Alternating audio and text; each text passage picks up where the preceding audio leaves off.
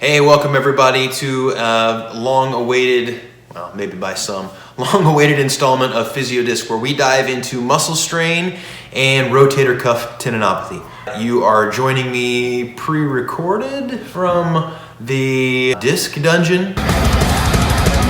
Yeah, I'm not sure what I'm going to call this space yet, but this is where all the future PhysioDisc episodes will be filmed if we're not filming something outside, in terms of this time where we're spend discussing diagnoses and discussing injuries, as well as filming for rehab stuff. So anytime talk about injury and then what you can do to help get it better, it's probably going to be filmed in here. So that's one of the reasons that this episode has kind of been delayed. I've been trying to get this space right. Still have a lot to do, but it's good enough now that I could film at least start filming with this episode here. I also really wanted to get this episode right. As we discussed in a previous installment, there's a lot going on at the shoulder. A lot of muscles, a lot of tendons, a lot of different things, moving parts, and it's easy to get muddled down with too many details. So I wanted to make sure that this episode had enough information, enough of the important information, and to make it concise. So hang in there with me as we look at rotator cuff tendinopathies and muscle strains.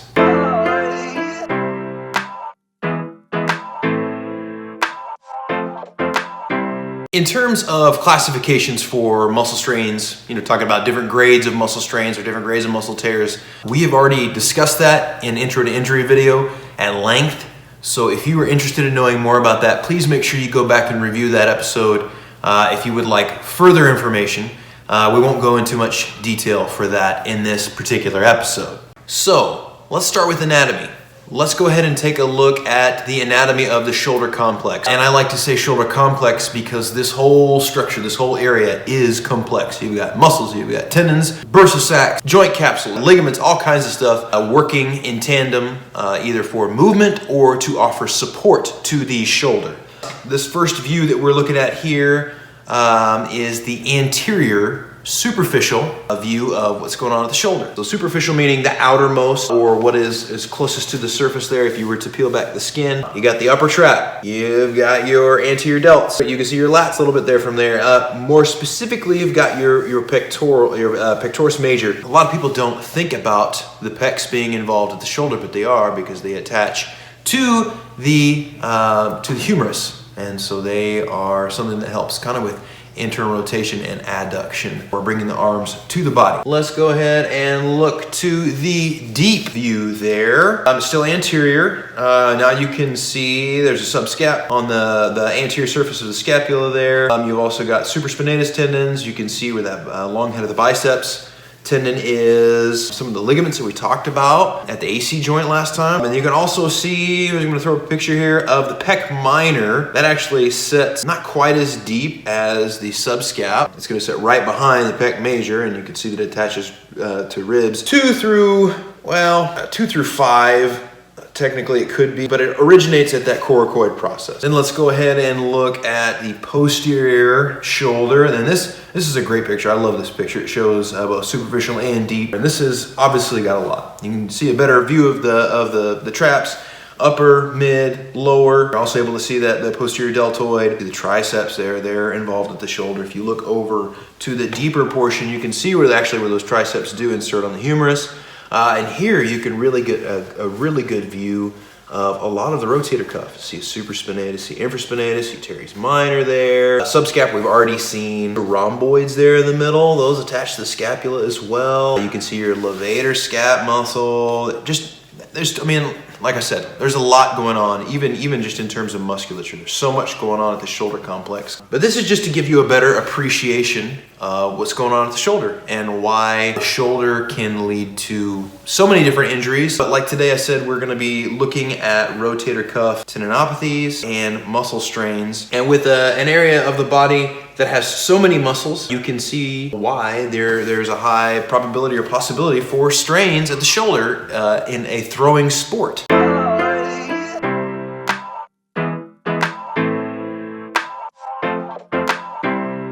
Okay, now I don't expect y'all to be experts at anatomy after that real in-depth discussion that we had on both anterior and posterior, superficial and deep musculature. Don't expect you to be experts.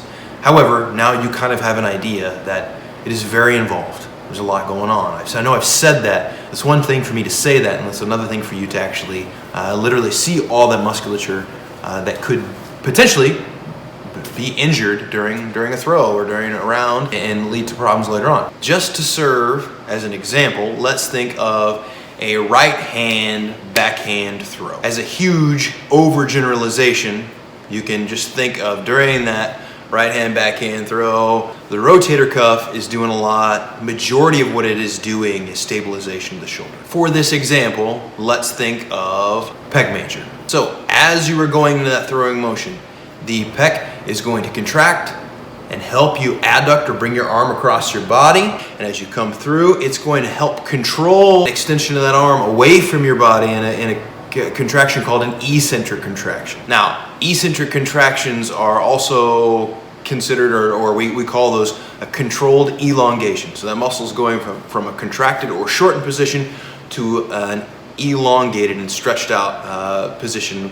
When I'm talking about contracting and elongating, I'm talking about the actual contractile units of the muscle, and those are called sarcomeres. And there's millions of them in a muscle fiber, and that's how muscles actually shorten. Think about somebody flexing their biceps, gets smaller and balls up. Those are all those sarcomeres condensing, but literally those sarcomeres are contracting on one another.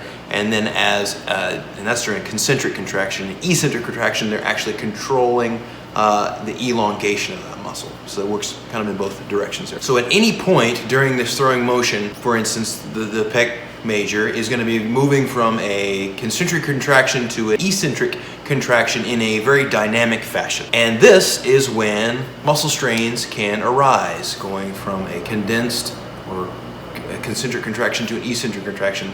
That reversal can cause muscle damage, or if it is not a controlled elongation and there's some type of discoordination and it is a forced elongation, that can cause that muscle strain, and that's generally what happens. Or we can think about the biceps, for instance. During a throw, as you come out, your triceps are extending your arm, but your biceps is preventing your triceps from literally like snapping your elbow off back the other direction, right? It controls that elongation. And then it contracts as you reach across your body. Eccentric contraction to elongate, concentric to come through, and then another eccentric as you explode across your body. And a major complaint that I hear from people who have either just started playing or who are maybe forehand dominant and then tried to learn or started to learn a backhand throwing is that early on their biceps are sore. So that is a very common injury that happens on a lot of newbies. All this is to say that each of the muscles in the shoulder girdle during the throwing motion is susceptible to strain because they are performing some type of function throughout that throw. This is especially true if you have developed any type of compensation or weird habit. But if you have developed some type of weird compensation or discoordination, this could lead to injury in the future if it's not addressed.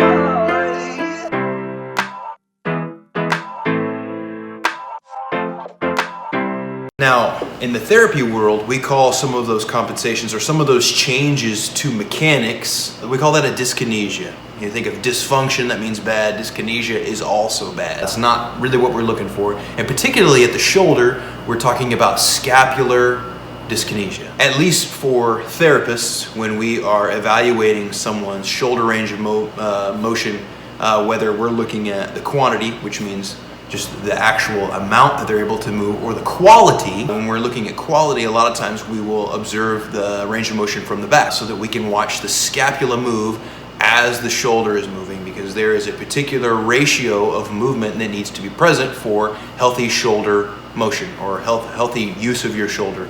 And that is a 2-to-1 ratio humeral to scapular that we are looking to see. So that means for every,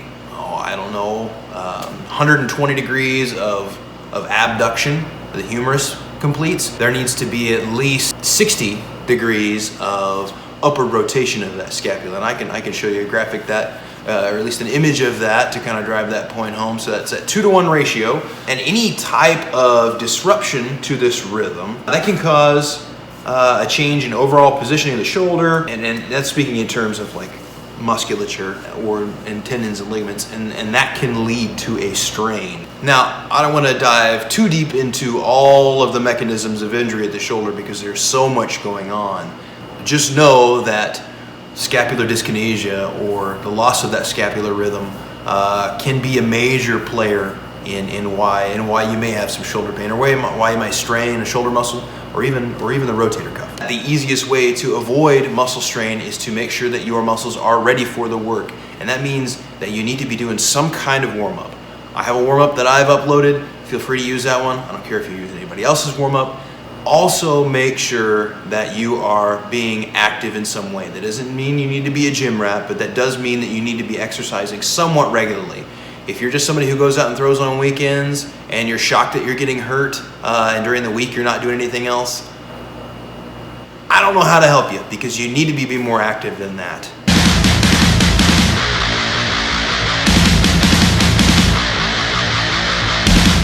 All right, now before we move on to our next topic of discussion, I want to go on a little rant. I'm going to try to not make this something that's involved in a lot of future videos, but I just want to clear the air about a topic that has bothered me since I have been into not only rehab, but also disc golf, hearing the way that people talk about how we should prepare our shoulders. And that is that our shoulders need to be strong. I have issues with that for several reasons. If our shoulders needed to be strong, and maybe this is just a matter of semantics, because yes, the tendons in your rotator cuff, you need those to be stiff and you need those to be strong, but you need them to be stiff and strong in the right directions, right? But the muscles at your shoulder don't have to be strong. The majority of your throwing power should come from your lower body and your trunk. But those muscles in your upper extremities, in your shoulders, need to have endurance. If you're going out for a practice round and you're emptying your bag on every hole, man, I can't even tell you how much strain and how many throws you are throwing, but those muscles need to have endurance to hold the right position, withstand that repetitive overhead motion or throwing motion. But generally when people get injured at the shoulder, it's because of over fatigue. When the muscles at your shoulder start to fatigue, or when they do fatigue, your form starts to change. And that's where some people sometimes will develop these little weird compensations. Sometimes it works out for them. They're like, hey, I can keep doing it that way. It's less strain on my shoulder, or the shot worked out better. I'll do that way every time. But when you fatigue, your form changes, and boom, that's generally when you get that injury. And that is the same for other stabilizers of the shoulder, like the upper, mid, and lower traps. They're huge players in the roles of shoulder stabilization. You don't need to have upper traps that can shrug 405 pounds in the squat rack. In fact, if you were shrugging in the squat rack, get out. First of all, you don't have to be, traps don't have to be strong, man. They have to have endurance to hold that scapular positioning.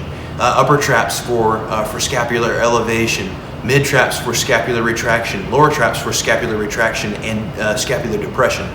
They need to be able to hold those positions for long periods of time, or put your scapula in a position continuously throughout the round. Your muscles need endurance. So the next time you hear somebody talking about needing to have strength, or that they need to be strong, they're wrong. Send them my way. I'll set them straight, or direct them to this video because I'm really non-confrontational. So yeah.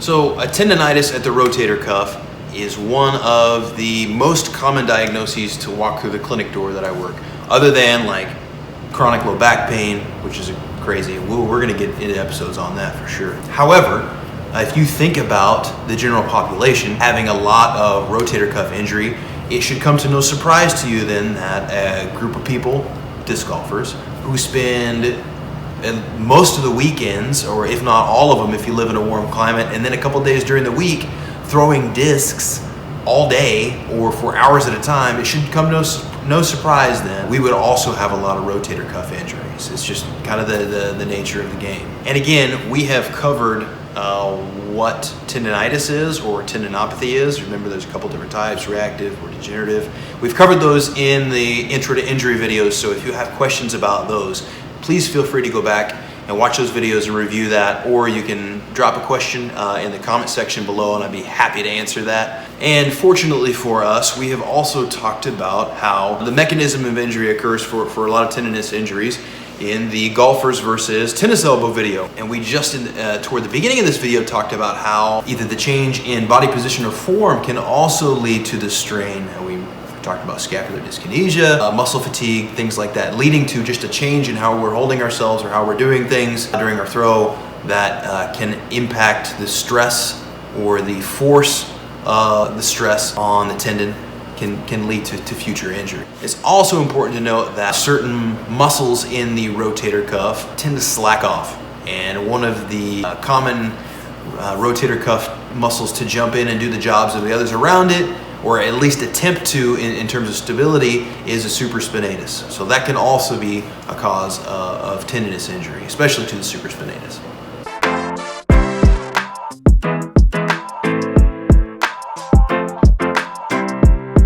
In previous episodes, we looked at special tests for determining whether or not tendons or other structures were injured. And while those are still really good, I love those. I'm not gonna dump on those at all by any means. But in terms of rotator cuff tendons, I like to think that because this is such an important area or an important mechanism for stability at the shoulder, that special tests, sure, they have their place. But before you're doing any kind of special test, and even in the place of special tests, a lot of times you can do submaximal muscle testing to determine which tendons are involved and to what extent. Even sometimes it's not 100% conclusive, but generally you kind of get a hunch through a submaximal muscle test, and then maybe if they have some imaging, you can confirm that. The difference between special tests and submaximal muscle testing are that a lot of times special tests, much like a manual muscle test, are, okay,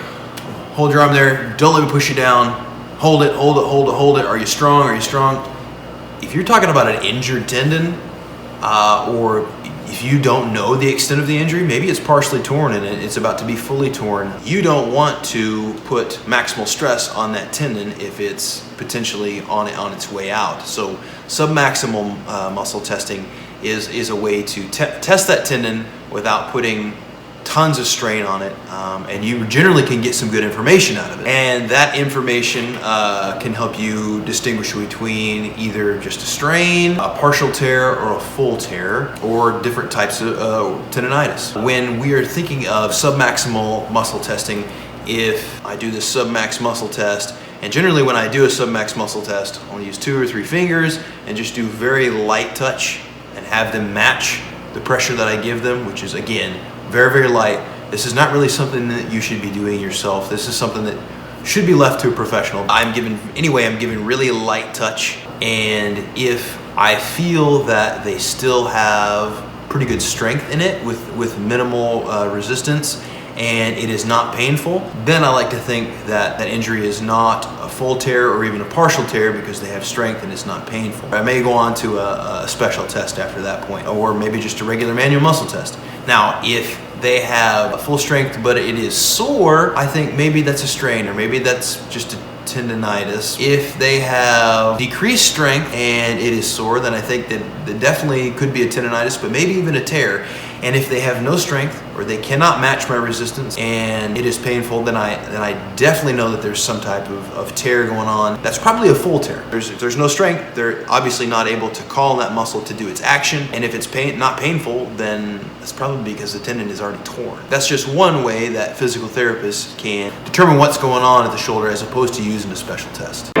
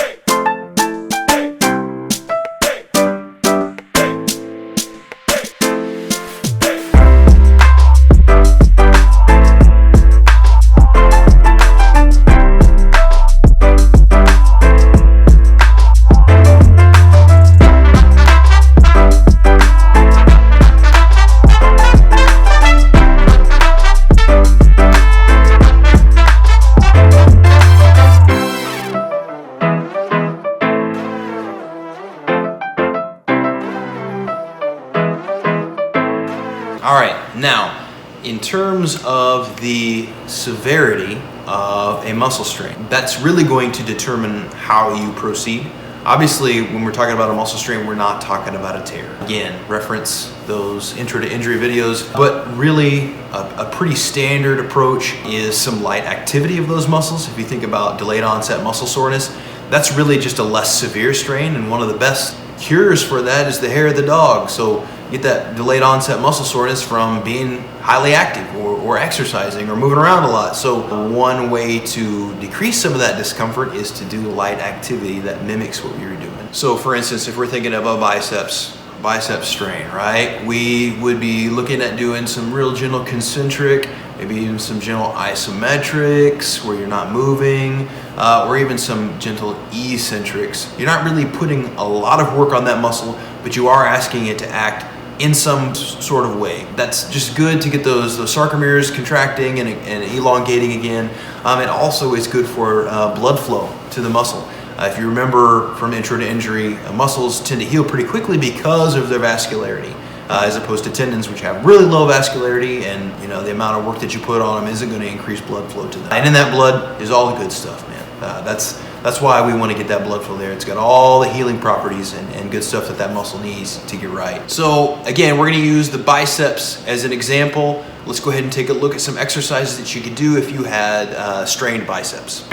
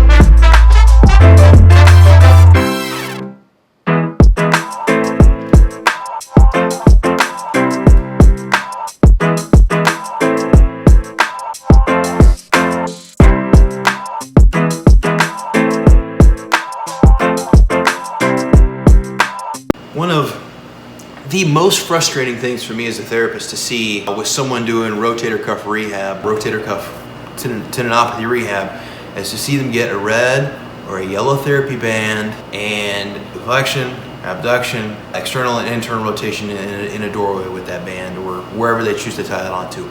That is so frustrating, especially when we're looking at athletes. If you're looking at, if it's somebody's grandma who is looking to get back to being able to go out and get her mail or reach and open the door, not moving in a lot of planes of motion, sure, that's fine. And I do think that kind of thing has a place in rehab. But when we're looking at athletes like disc golfers, and you are an athlete, that's just not gonna cut it. We have got to think outside the box in terms of our rehab. Our sport does not exist in a vacuum. It doesn't. And we're doing all kinds of crazy things. And I think about Jeremy Colling does the claw, that crazy shot. Obviously not everybody's able to do that. Think about Eagle McMahon throwing his grenades and Scoobies and things like that. Our shots are varied and they tax us in many different ways. Our rehab has to really be thinking outside of traditional lines. So we have to ensure that we are stressing those tendons in all kinds of different directions to ensure that they are stiff and they can resist that force and that tension in all different directions that we're gonna ask them to do. So with all that being said, here are some exercises for someone who has a rotator cuff tendinopathy, as well as some shoulder stabilization exercises that require the rotator cuff tendons to fire and stabilize in varied ways.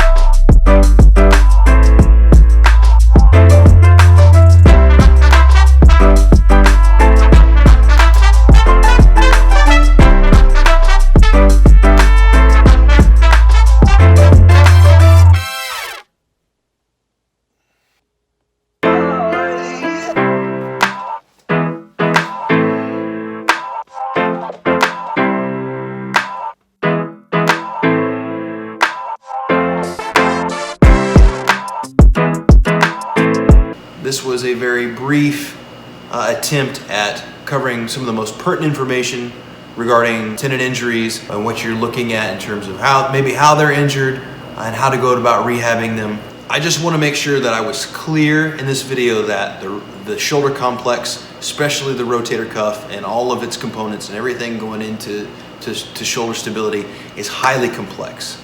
This video could easily be its own series, honestly, but I just try to be concise and try to get try to pack the most information and important information into this video as I could. So I'm really hoping that you weren't thinking a YouTube video is going to go from diagnosis to mechanisms of injury to rehab ideas, yada yada yada, and be all encompassing. Honestly, that's a little unreasonable. However, I do want you to know that I did my best to try to cover and incorporate all the pertinent information that you need to know, just to point any of y'all in the right direction in terms of maybe trying to get a better idea of maybe what's going on with your shoulder, what the right direction is to head in terms of rehab and recovery. And as always, if you have any kind of question about anything that was covered in this video or other videos, please shoot us a message on Facebook or through Instagram, or leave a comment or a question below in the comments section. I am happy to answer those questions as I can. I've gotten several and I've done the best that I could to answer those. I haven't heard any complaints, so I guess I'm doing okay. I would be pleased to make any kind of clarification that I could about anything that maybe I didn't make clear enough in the video, or maybe I didn't cover enough in the video. So as always, thank you for joining us and stay excellent.